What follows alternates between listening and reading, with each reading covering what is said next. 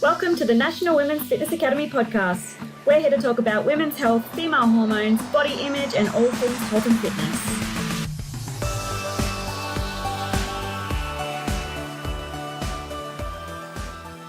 Hello, girls, and welcome back to another episode of the Women's Fitness Academies podcast. I'm your host, Siggy, one of the WFA's educators and a women's online coach. Today, I'm chatting with the lovely coach Lizzy. For those who don't know Lizzy, she has been a personal trainer since 2008 at the age of 18, which seems so long ago when we're like in 2023 now. However, in the last couple of years, she has been juggling personal training and also getting her online coaching business, which for those who don't know, her business is called Flex Success. And they have built it off the ground, which is now a full-time passion of hers. Now she's part of a team of coaches working online, helping clients achieve their body composition goals in the healthiest, most sustainable way possible, which I think that should be the goal for any coach that comes into this industry. However, I know you are currently a digital nomad in Europe, and I want to know what's a place that's been very special for you? Oh, that's a tough question. I'm going to go with Croatia. Mm-hmm. I think because, can I change my mind? I'm going to go with Portugal. When I started the trip, my husband, he's a competitive bodybuilder, and we began the trip in England during his competition prep. And it happened to be, the middle of winter, and prep is really hard when you're, supporting a partner, because you essentially have to go through the prep with them. Yeah. But it's not your passion, it's not your results. And it was quite a miserable time for me. And I couldn't complain about it because it was his prep and it was his focus and it wasn't about me. So I had to suffer in silence for a few months. And it was tough. And as soon as his prep was over, we went to Portugal and the sun was out and we could eat out and he was playful again. And Portugal just felt like the start of the trip, even though really it was England. So I'm going to go with Portugal. I love Portugal. Where in Portugal did you go? We lived in Lagos for most of the time, but then we spent some time in Lisbon. Yeah. And I'm actually going back to Portugal in like 3 weeks. I'm going to do Porto and Estoril, which is just an hour out of out of Lisbon. I love Lisbon so much. I have such fun memories from there. I think it's also because I was 20 back then. So, when you're really young and dumb, you do really adventurous shit. Yes. Oh God, so many stories from being young and dumb and traveling. My God. Love it. Love it. Still am. You mentioned that Dean was competing at the time, and you also mentioned how it was a really hard time for you. And this is something that a lot of people don't chat about, where they're supporting our partners, doing their thing, competing and so forth, but no one really expresses what the other partner feels like, what they're going through. So I would love to know a little bit of an insight from your perspective during his prep and like how you went about it. Sure. So we've been together in January, it will be a decade, 10 years together. So this wasn't our first prep together. And they get easier and easier as, he learns more, as I learn him, like what makes him tick, what annoys him, what I can deal with and my boundaries. But even from his first prep, I've prepped for a show as well. So I was like, I knew what to expect, I suppose. But as a partner, it is different. And I always have joked about, starting a Facebook group for partners of preppers. And I suppose it's difficult because, yes, you're not doing the training, you're not doing the dieting, but your partner changes as a person. They essentially become a bit of a shell. They lose their humor, those little quirks that you used to love. They get annoyed at little things. You can't eat out anymore. You can't socialize with them. You can't just have a spontaneous weekend away because they have to have, this meal at this time, and they're too tired and their feet hurt from all the steps. And it really is like living with a different person. And honestly, like, props to him. He is the least grumpiest, like very tolerable person. So it wasn't anything about, him being terrible in prep. It's that prep is such a challenging time for preppers that they do change and you have to adapt because you just can't expect the same things from them. And I think a lot of partners go into this completely blind, feeling like, oh, we're going to have just as much sex. he's going to be just as affectionate. They're going to be just as playful and funny. Like, we can still just go away and, you know, have a night in the countryside. And no, it's not like that. Like, and it's not about you anymore. And sure, your feelings and your problems are important, but you have to realize that their cup is already full, and maybe you need to share those things with other people, because we can't, not that we can't. I think that you have a responsibility as a partner to understand how much your partner can tolerate at the time, and they're dealing with a lot already. So it's easy to feel, I don't want to say abandoned, but like unimportant for a long period of time, because the most important thing is getting dick skin lean to step on stage and look like a mutant. And a mutant. I love that.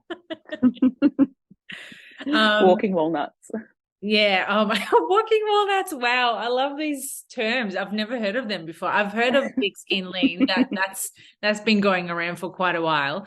But yeah, in terms of the prep, you know, as you mentioned, like a lot of partners go into it not realizing the sacrifices they have to make during that time.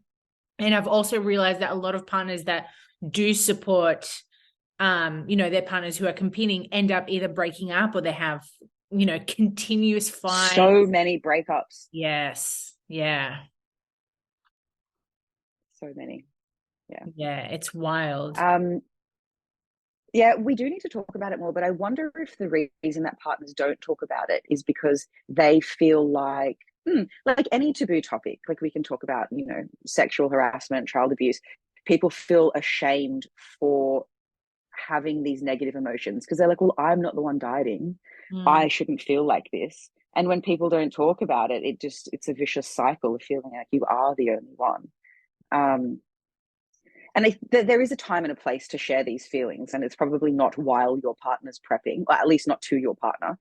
But, you know, if you are a partner of someone who's prepping and you know another couple that's been through it, like, talk to the partner and have a support group in them. Yeah. And like you said, it's very important to have a chat, you know, to others, but you also mentioned not having a chat to your partner at the time during their prep. So when you were going through all of that, who were you able to speak to? Oh, okay. It's important maybe not to, you know, spill everything at once to them, but of course it would be like, you could have some sort of superficial conversation is probably quite important. Like, hey, it's really important to me that X, Y, and Z, like, is this possible?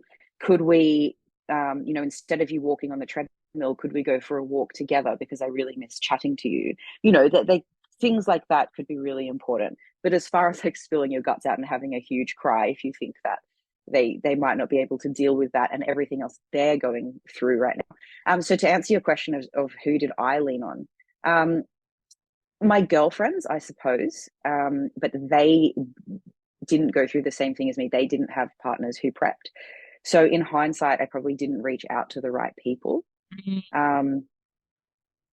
Yeah, and that probably made it harder for me, because I felt like nobody understood what I was going through at the time. Not that it was this huge traumatic life event, you know, it was just a tough time in my relationship.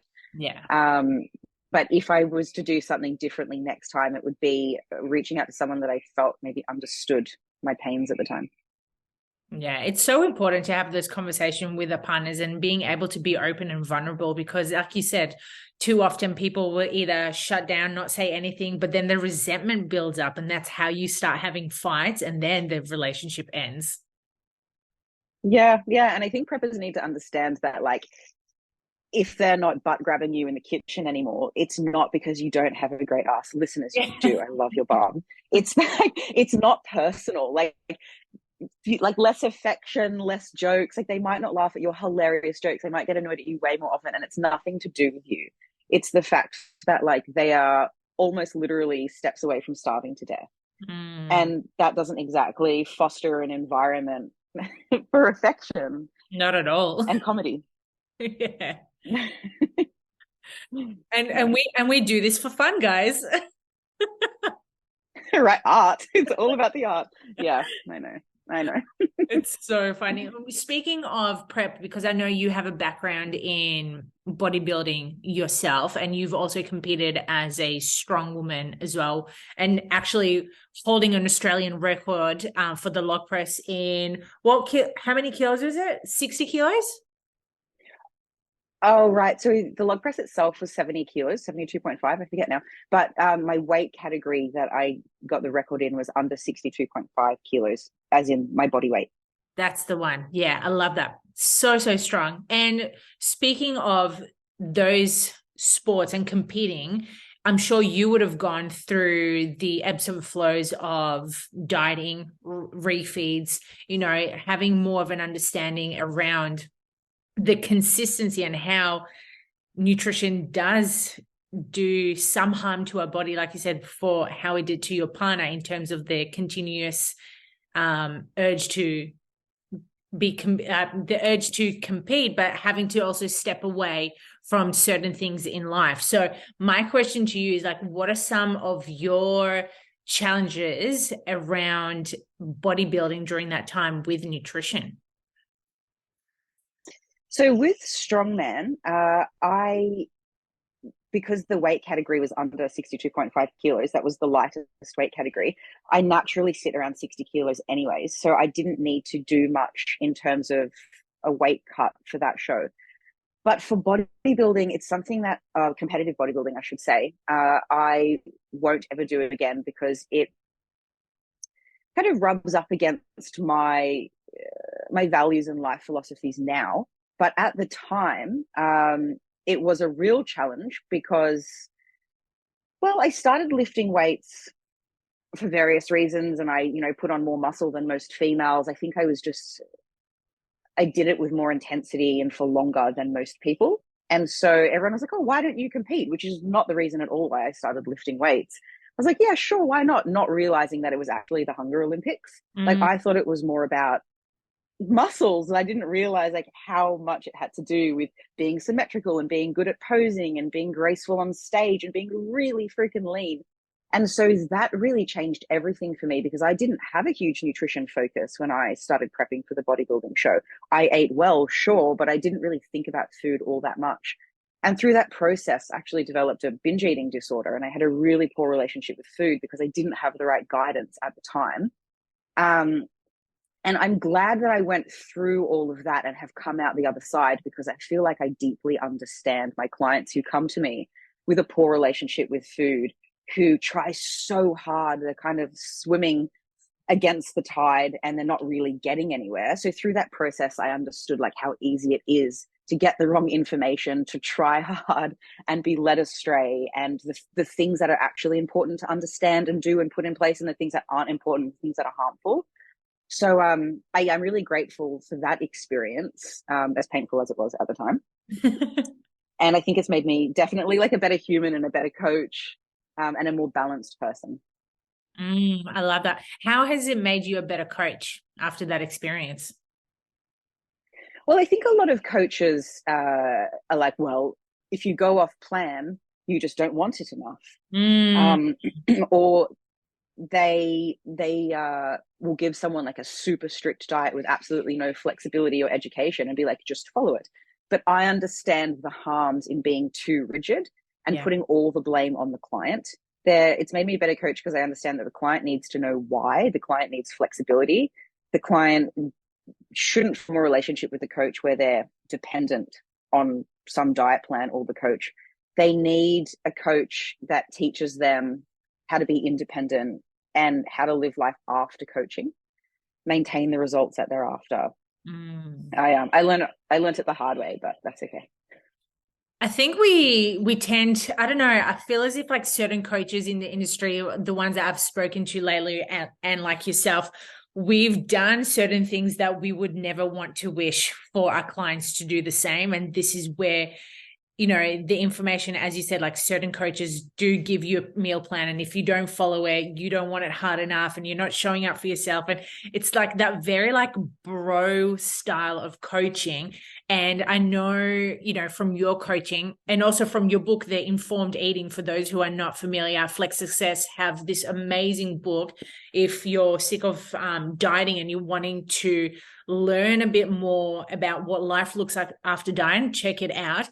But I know within that book itself, you had spoken about handling like certain life stresses and eating out, which I know is a huge one for people. And I would love to like dive into that conversation of, what are some things that, you overcame around life stresses and eating out during your time of competing? There was no eating out during comp prep leading into a show. But if we talk about life outside of competing and eating out, there's a lot to say, I suppose. There's not one kind of tip or general rule people should follow when it comes to eating out. It depends what phase they're in. So we can think of people in particular categories. There's sort of like, the weekend warrior that just wants to be healthy and look good, maybe drop a few kilos. There's a lot of wiggle room there for eating out. If somebody's in a comp prep, there's absolutely no wiggle room for your preferences, for how you feel, for like going around to mum's house for Sunday roast. Like, no. But most people are somewhere in the middle. Most people aren't competitive bodybuilders, but they also want to do a bit more than just feel good, So the things that I learned about eating out through this whole process and where most people would sit is that we want to be eating out when it supports our relationships and, we can enjoy food with people. We don't want to be doing it because we're not prepared. We want to be making sure that we're not approaching meals out as cheat meals, because that's something we definitely should never do. Yeah. But we want to be, not too anal. We don't want to be only eating from menus that have the macros or the calories on them, but we still want to be sensible. Maybe not every single item should be fried. There might sound like there's lots of rules, but really, like, we just apply some sensibility. The rule might be don't eat like an asshole is a takeaway point. Would I eat this? Would I eat this in front of my coach, perhaps, something like that, assuming you have a sensible coach. And we want to be avoiding thinking of food as good and bad. This is my eating out food and this is my meal prep food. Instead, we want to just be thinking of food on, we can think of food in a few different ways. An energy density scale, meaning how many calories per 100 grams of this food. And that's really simple. That's one number. We're just thinking about energy or calories.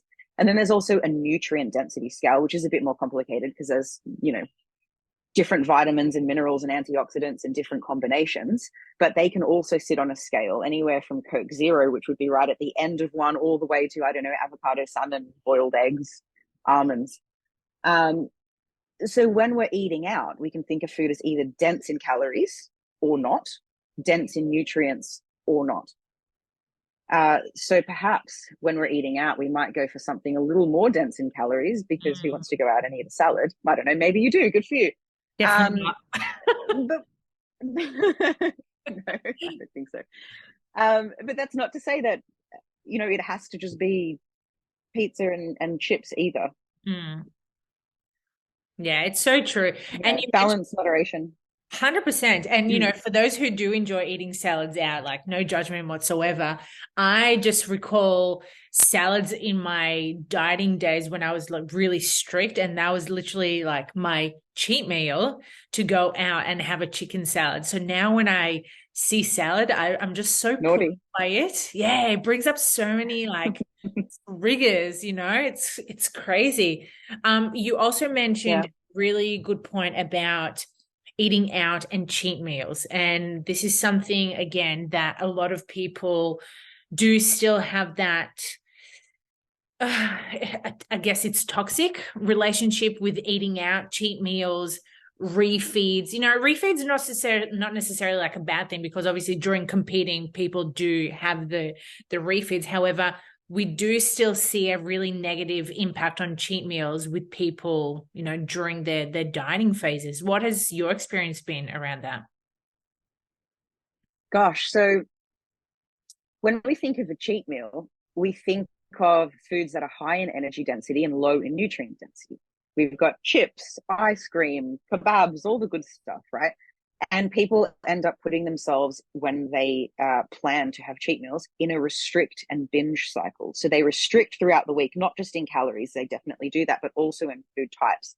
So they eat really bland. There's this hyper food focus on, oh, on the weekend, I'm going to eat this and that. And maybe they'll cut out dairy and gluten and all these things that their body is actually fine with processing, unless you actually have some sort of legitimate intolerance. And when we cut out foods for a period of time, because our bodies are so adaptable, we therefore reduce our ability to actually digest these foods well. Then we go and have a cheat meal and we have ice cream and thick shakes and heavy gluten containing foods. And because it's your one chance, you don't have one meal. Of course, like, you're not going to eat this again for another 7 days. Of course, it's going to be like, who is it? The Rock does like 10,000 calorie cheat meals. Yeah. So irresponsible for him to promote that, by the way. Yeah. And they just have these like insane meals. And then it's like a competition. Like, well, last week I ate 2 pizzas and chips and a thick shake. Next week, I'm going to have 2 pizzas, chips, and 3 thick shakes, and then they restrict all over again. Maybe they even feel guilty for everything that they ate. And obviously it sends their results backwards, because maybe they were in a 3,000 calorie deficit during the week that they worked really hard for, and they ate those 3,000 calories back. Like, you may as well have just had a pretty moderate balanced week. So people feel sick. They feel guilty. They end up with this idea that some food is good and some food is bad, and some food is for, Monday to Friday, some food is for the weekend. Instead, what people could do if they wanted to have a meal out that's untracked or off plan or whatever you want to call it, we could think of this as a free meal. So it has nothing to do with eating as much as you can, trying to eat 10,000 calories, seeing how much you can fit in. And it has everything to do with like, wow, I get to eat this meal that I didn't cook, that I didn't put on the scales, that I didn't track, that wasn't on the plan. I get to enjoy it with friends. I don't have to think about it in advance. I can just go to this restaurant and pick what I feel like within sensible boundaries. And people end up usually eating a delicious poke bowl and sharing a dessert with their friend and having laughs and making dick jokes and gossiping about boys. Like, how wholesome is that? I love dick jokes. So do I. I think the day that I no longer find like farts and dick jokes funny, you can put a bullet in my head, because like life is over for me. But people confuse cheat meals with free meals quite easily and end up like, I know people, for example, who have once a week, they call it free meals, but they always go to the same pizza joint that has the calories on the menu, and then afterwards they buy a smallish tub of Ben and Jerry's ice cream, and they factor those calories into their weekly calorie plan. Like, that's not a free meal anymore. You're just macro tracking, but you're just eating a meal out while you're macro tracking. Like, I know maybe it sounds like semantics or small details that don't matter, but it really does matter, because free meals are about just taking a breath, letting someone else cook the food for you, enjoying it with someone else, not tracking the calories precisely.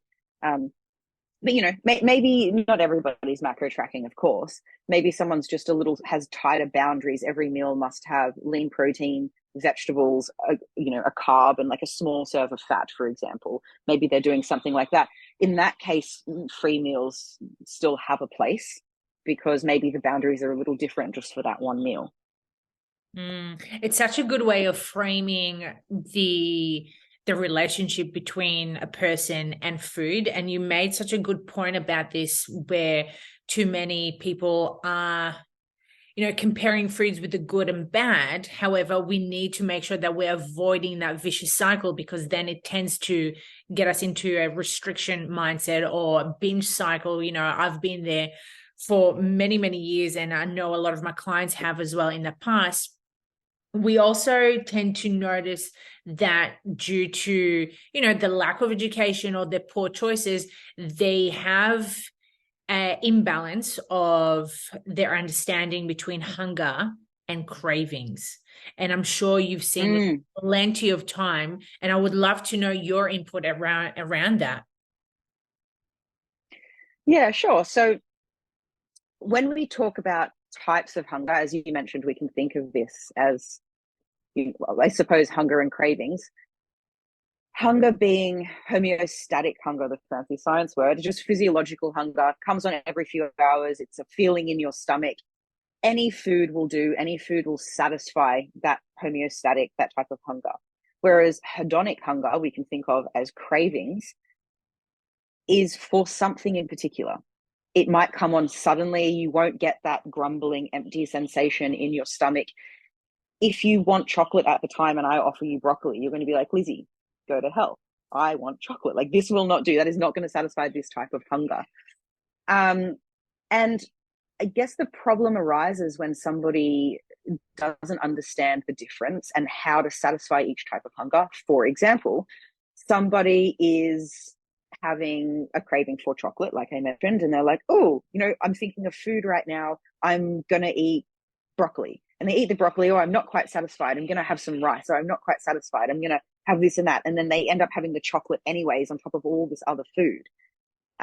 Whereas they could have just maybe gone straight for some chocolate, enjoyed a couple of squares, and moved on. Or perhaps the person is physiologically hungry. They're experiencing homeostatic hunger. And they reach, and they'll need a certain volume of food, call it, 300-400 grams of food to fill them up. And they reach straight for chocolate. Oh boy, that's a lot of chocolate to get you full.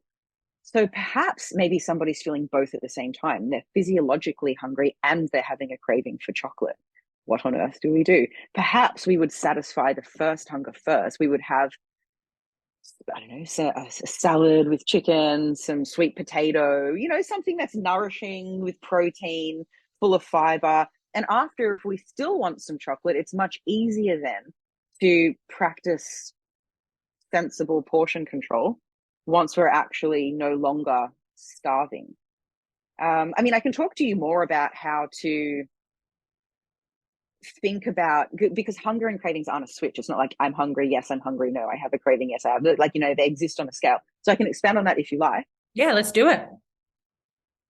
All right. Okay. So when it comes to weight management, intuitive eating maybe isn't the end goal. It might be a good starting place for people who are experiencing, disordered eating, like binge eating, for example. But it is a weight neutral approach, meaning if you end up losing weight, fantastic. If you gain weight, who cares? If you stay the same, your weight is not the focus. It's a weight neutral approach. But there are some parts of intuitive eating that can be helpful when we think of hunger, aka the hunger scale. So when we think of the hunger scale, it's a scale of 1 to 10, with 5 being I'm not hungry, I'm not full, I'm perfectly neutral, I don't want to eat right now. As we go up from 5, it's I'm absolutely stuffed, I have to unbutton my jeans, I need to have a siesta. As we go down to 1, it's like I could eat my own arm off, I'm so starving. So when we think like, oh, I'm thinking about food right now, then we need to think, am I physically hungry? Or do I have a craving for something? And if we can identify I'm physically hungry, we want to think of the intuitive eating hunger scale. Google image it, it's great. Then we think, where on this scale do I exist? Am I like a 1? Am I absolutely starving? Am I just a 4? Am I just like, oh, I'm just a little bit hungry?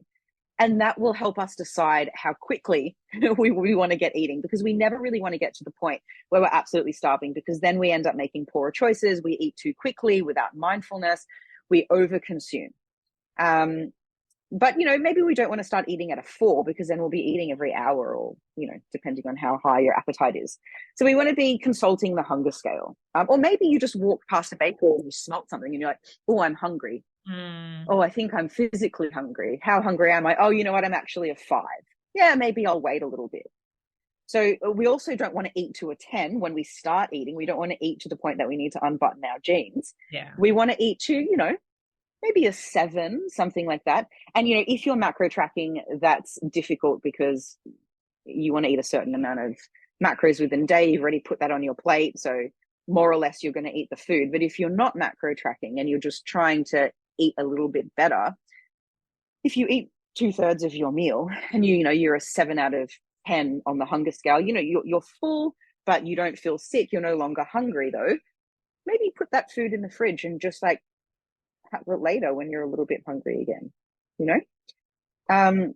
I can move on to cravings, but do you have any interjections about the hunger scale before I do? No, I love that we've dove into this, because I teach that to my clients to have a better understanding of the hunger scale, because too often we are either relying on the time. People will be like, oh, I wake up, so I'll have my breakfast at 8, but then I'll have my breakfast at lunch like 12 p.m. But they realize the times doesn't really correlate to the craving and the hunger cues that they're getting throughout the day. So it's a really good way for our listeners to have an understanding that everyone's cues are going to be so different depending on hunger. And you mentioned, I started laughing when you were talking about walking past the bakery. I don't know what the fuck it is, but every time I walk past a bakery, I want something from there. And obviously I'm not hungry because I'm literally just walking past on my morning walk, but it literally made me giggle, because again, that's a sense to make us make us want to have something to eat. But do we actually want it? Probably not. It's just, sending a signal to our brain. Absolutely. I just spent a few nights in Paris with my best friend. It's only 2 hours on a train from London. How amazing is that? The croissants, I wanted to have an affair on Dean with these croissants. They smelt amazing. So constantly I was like, oh, I'm hungry. No, you're not. Oh, I'm hungry. No, you're not. But okay, just to your point of food timing and people being hungry at different times, it's also important, maybe I should mention, that there are limitations to the hunger scale, because people who exist way beyond the normal ranges of body fat, way too much body fat, or the other way around, way too lean, like comp preppers, for example, they're going to have some odd hunger cues. It's hard for them to understand like when they're full, when they're hungry. There are some limitations to that. And also because people are triggered, like you mentioned, the smells of bakeries, even just seeing food on your desk or on an ad on TV or food porn on Instagram, you might be triggered often to think that you're hungry or you're having a craving. So, and if that does happen quite often, it's even more important to think of some sort of flexible framework of meal timing. And maybe people have just kind of set up their hunger cues based on their habits. And if our habits aren't serving us, it might be good to follow a structure for some time and thinking a little bit less about how we feel. So the advice has some like ifs, buts, and asterisks there. Yeah, that's good. It's a good point. Okay, so we'll touch on craving. Yeah, let's do it. So, okay, cool. So the hunger scale version of cravings we can think of as the cravings thermometer. And let's say I'm like, ooh, croissant smells good. Am I physically hungry, or do I have a craving, homeostatic or hedonic? I'm not hungry right now, but that croissant, I could go for that right now. Ooh, almond croissants specifically. Have you had one? Yes, yum. My God, they're good. They're good. I have a craving for croissants right now. I want to figure out how strong is this craving on my thermometer that goes from 1 to 10. 1 being, I don't have a craving for this at all. I don't really feel like it. Even if you paid me to eat it, I probably wouldn't take it. 10 being, I'm literally drooling out both sides of my mouth. I would punch someone's grandma in the face for this almond croissant right now. So we can scale it like that. But look, this croissant is good. This is how good this croissant is. But we want to eliminate the 7, because a 7 is sort of like, I don't know, is that a really strong craving? Is it not strong at all? Like, it's so ambiguous. So we go from 1 to 6 or 8 or above. So we can think of as, like 1 to 4 as being pretty low, 5 to 6 as being, yeah, I definitely want this, 8 and above being really high. And so if I'm like, oh, that croissant smelled great. How much do I actually want this? Probably a 6. I'm just going to leave it. Because if I'm always eating things that I crave about a 6, your girl's going to be eating all day long. Now, if I'm constantly having cravings that are an 8 or above, and I'm like, but what? I rated it on the cravings thermometer and I'm only eating things that are 8 or above, but that happened 10 times a day. Not very helpful. So what somebody could do if they're having frequent, intense cravings is practice something called urge surfing, which is a mindfulness technique, which we spoke about actually in our second book, Life After Dieting. Untangling Fat Loss is our second book. We talk about urge surfing there. And it's essentially when we acknowledge that we're having a craving. We're not fighting it. We're not pushing it away. We're not thinking, I'm so stupid for having this craving. I'm so weak. Why am I having these cravings all the time? That's just judgment that doesn't really do us any good. And it just sort of pushes us down and makes us feel small as a person, because we can't control what we think. We can only stop what we think controlling us. So urge surfing would say, I accept that I'm having this really strong, intense craving right now, but I'm just going to turn the volume down. I'm going to let it exist. I'm going to breathe through it. I'm going to ride out this wave surfing until it passes, because eventually it will pass. And often people find that they eat the thing when the wave is at its peak and it's just about to pass anyways, like a wave in the ocean. And at first people think I suck at urge surfing because I always give in. But everybody sucks at new things. Everybody sucks at new things. We just need to practice it. And eventually we won't be perfect, but we will suck less. And I think that's all we can expect of ourselves and our lives, just to suck less. So the cravings thermometer is useful. And we need to adopt the new tool of urge surfing if we're always an 8 or above. You made such a good point, because too often people will fall into that craving and then literally just go for that croissant and probably, punch the old grandma to get it. And like you said, you made a really good point about sucking at it at first and realizing that, hey, you're from your mistakes, you'll just get better and better. It's like going to the gym for the first time. Obviously, we're not going to be squatting 100 kilos as we walk in. It's going to take us, probably like months, or let's be honest, probably years to get to that stage. But every so often, you'll just get better and better at that. So I really love that analogy, especially with that wave analogy, because too often people speak about numbers and calculations and it literally just goes over our fucking head. But I loved the analogy of the wave. It's very simple for people to understand that. I mean, how silly of us, not you particularly, listener, but people in general, including me at first, to think that my problem to eating all of these delicious foods is understanding what foods I should be eating or having the right macro split. Like, okay, you can show yourself as many scientific tables as you want. You can read as many papers as you want. But if the problem is having strong cravings that you're constantly filling, what sort of math or science is going to solve that? We need to, right tool for the right job. Yeah, 100%. It's so true. And it's funny because probably there'll be people out there not agreeing with what we're saying right now, but you know what? Each to their own. Like, everyone's going to have an opinion regarding that. And like you mentioned, having a better frame around a relationship with food in terms of understanding our hunger cues and the cravings, it's just going to have an optimal end goal for the weight management, whatever the goal is. Yeah, because the idea is to get to a point where you've reached your goal. You no longer have to be meticulous with nutrition anymore. This is what we teach in the Informed Eating Life After Dieting book. And you can more or less, like, there's always going to be, a little bit of work that you have to do, but you can more or less go about your day-to-day life without thinking about it too much, because you're not using willpower all the time. Your cravings are low now. You've set up a routine and a habit that, gets you eating the things that you need to eat, but you also enjoy. And it's not about having stronger willpower. It's about having less temptation and enjoying wanting the things that you need to do. Let's talk about willpower and temptation. I feel as if that's something that a lot of women in particular struggle. It comes when we're going out, especially. We've spoken about, the sight, the sensation of like smell, taste, and all, and, those hunger cues are sending to our brain. But too often people say that they don't have the willpower to diet, or dieting's way too hard. And that when the temptation comes way too soon, they just give up and give in. And, for instance, like with the cheat meals or doing stuff that they wouldn't necessarily do because they don't have the willpower. What is your stance on all of that?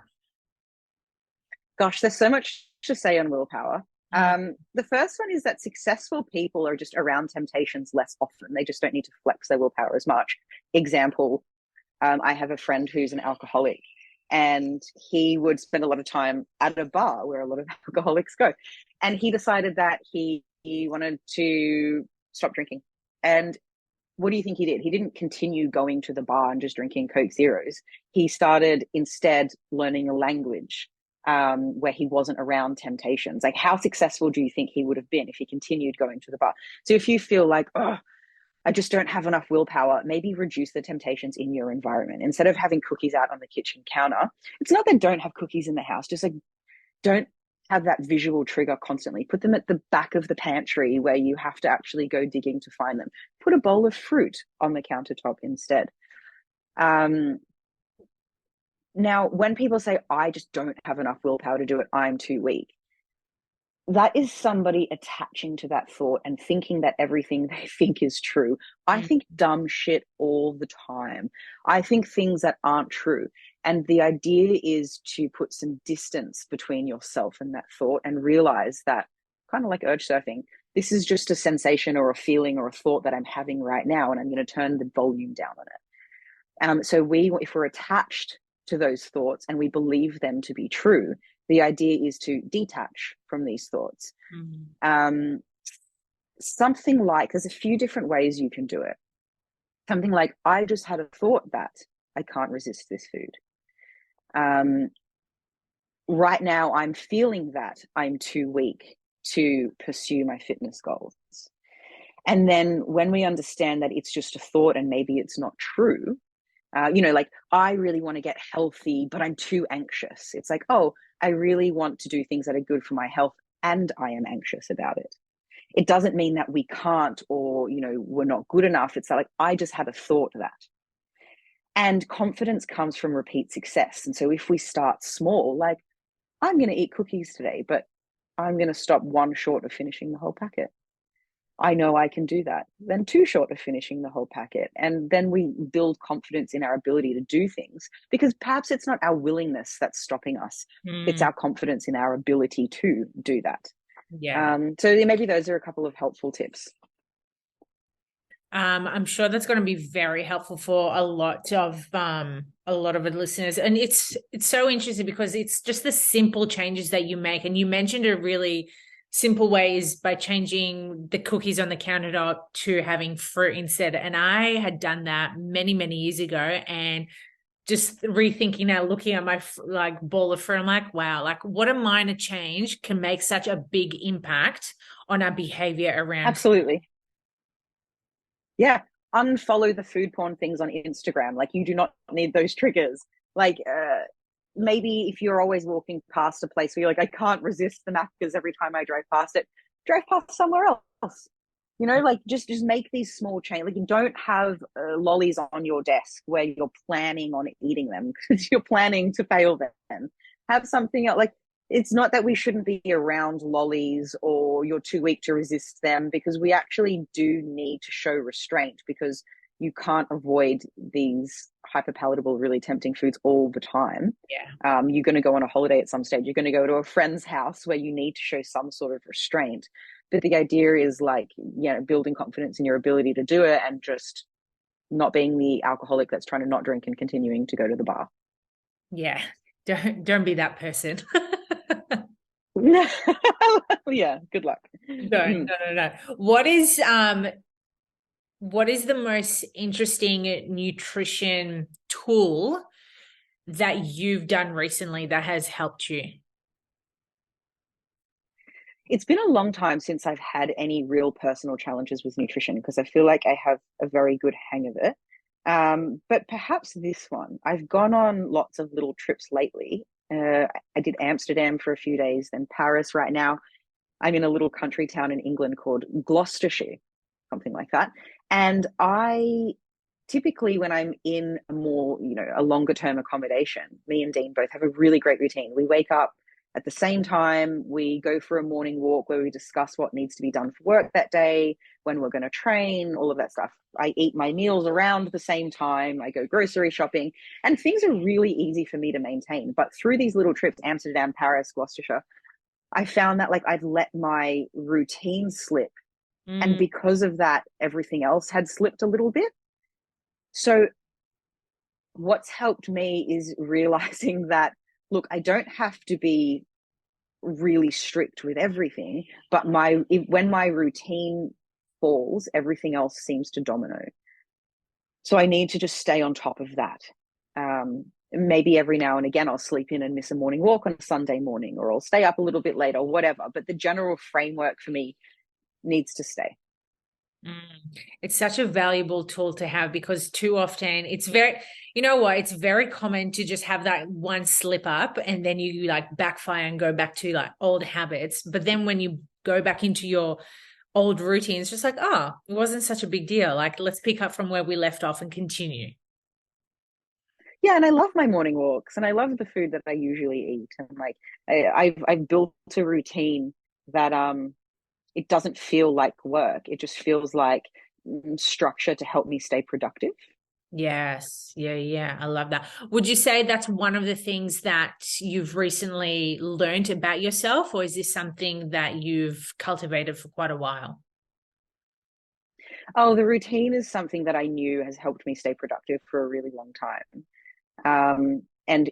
This is the first time in a really long time that I let it kind of slide a little bit. And I'm glad that I caught myself pretty quickly before I let a lapse turn into a relapse. Yes. Oh my God, that is so powerful. That's something that a lot of people struggle with. So I'm sure they're going to get a lot of benefit from what we've been talking about. How are you spending your days right now in England? Because I live out of a suitcase and I'm always moving around, my day, and I'm still working full time with Flex Success and training and all that. My days always look the same, more or less, regardless of where I am. It's just what I do on my lunch break. And once work is over for the day, that changes a little bit. So currently I'm staying at a friend's place. I'm in their spare room with this enormous library that makes me look so intelligent. Look at all my friends' books here. I'm working from the desk in their house today, and we're going to go for a picnic at lunch, which will be really nice. And they are gamers. I don't game, but we're going to play some, I don't know, fancy games on their thing. But when I was in Paris, different story. Amsterdam's wild, Yeah. different story again. But with these little trips that are, always unfolding. The idea is to maintain normal work-life structure and sprinkle in whatever local fun there is at the time. I love that. Getting the best of both worlds. Yeah. Yeah. So powerful. So powerful. What would you say is something that you're excited about right now? Oh, I'm going to say I'm excited about going back to jiu-jitsu, which is something I've been thinking about for a while. I just hadn't pulled the trigger on it. So I'm really looking forward to getting back to that.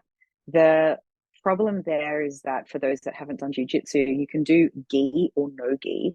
Those like white pajamas people wear with the belt, that outfit is called a gi. And no gi means you just wear like, tights and a t-shirt, and you can't actually grab the uniform and manipulate people with it or choke them with it and things like that. So I think I'm really excited to go back to jiu-jitsu, but because I only have one suitcase for my entire life, shoes and handbags take up a lot of space and weight, may I add. I'm going to have to do no gi only because I don't have the space and weight in my suitcase for gi. But yeah, I'm pumped about that. That's awesome. When are you going to be starting that? Probably the second we get to Porto in Portugal, which is the 6th of June. Very soon, couple of weeks away. Yeah, very soon. Yeah, exactly. I love that. Well, I'm looking forward to seeing you doing more jiu-jitsu. There's not many women that I've come across that do jiu-jitsu, so it's going to be very it's going to be exciting on my end to see a lot of your stories coming up about jiu-jitsu and learning a little bit more around that, especially as women, because we see a lot of men doing jiu-jitsu. Maybe it's just because we don't see enough women doing it, or it just hasn't been out there. But I think our ability to talk a little bit more about women doing more of the male dominant sports will be a really cool, topic for us to chat about next time. Oh, I'd love to. It's honestly so important, not just as self-defense, although that is important because the statistics of women needing self-defense skills is horrifying. It builds confidence in your body, knowing, and I think that there's also a lot of philosophical lessons we can take from it. Like the fight's not over until it's over. Just because it's hard doesn't mean you can't. And for me, it changed my, a can of worms for another day, I know. So I'll stop after this sentence. It changed my relationship with violence. It did so much for me. Like you can be physical with someone without being fucking terrified. And I think there's a lot of women, again, like another taboo topic, living in violent situations that people don't talk about because it's quite shameful. It can be really helpful for people with that history. That'll be so powerful. We'll definitely have to have that chat about next time for sure. Sure. I might cry, but sounds good. That's okay. I'll cry with you. I'll bring a box of tissues. It's all good. I don't all find tears embarrassing, and so like if I cry in front of someone, I'm just like, oh, we're just talking and I happen to be crying, and then I see the other person getting uncomfortable, I was like, all right, we'll change the topic. But that's good. If you're comfortable with tears, we'll cry. Yeah, I'm a crier. Seriously, I'm known to cry all the fucking time. When people talk to me, I'll start shedding tears, even if it's like the most harmless story. They'll be like, why are you crying? Like, because it's sad or it's happy. Yeah, I literally cry over everything. So we can have a cry together. I cried when okay, in The Simpsons when Bleeding Gums Murphy dies and Lisa. Oh my God, yes. Yes. I ugly cried. Yeah, you see, I'm a big crier, so I can resent to that. Yeah, definitely resonate. Yeah. Oh my God, too funny. Lizzy, thank you so much for jumping on today with me. I know a lot of our listeners are going to have got a lot of value from what we have spoken around nutrition and your experience with bodybuilding, competing, and just giving a lot of people more of an informed way of how to handle their hunger and craving cues. So before we go, how can our listeners get in touch with you? Where can they follow you? Well, they can follow Flex Success and all the free content we put out, which is flex_success on Instagram. I personally am flexcoach_Lizzy, Lizzy with a Y. Look, that's Instagram handles are probably all you need because there's links in bios to, the books, the podcasts, the courses, things like that. So those two places. Love it. Instagram is the way. I swear, every time I have a chat with someone, they're like, yeah, Instagram. I'm like, I shouldn't even ask. I should just literally have it in the bio and that's it. And then they can go over there. Yeah, it's the future. Definitely is. Well, girls, if you enjoyed today's podcast, please make sure that you screenshot and tag us at the Women's Fitness Academy, tag Lizzy, tag myself, and then let's make informed decisions around food and start taking a more informed way of eating. Yeah.